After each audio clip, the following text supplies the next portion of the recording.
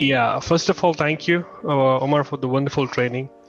My purpose is to attend this training is to know more about how incidents are critical and how as an organization we can prepare ourselves to deal with those incidents. I strongly recommend this training for everyone because I really learned a lot of things, new things, which I'll implement. Training was absolutely in-depth, as you talk about.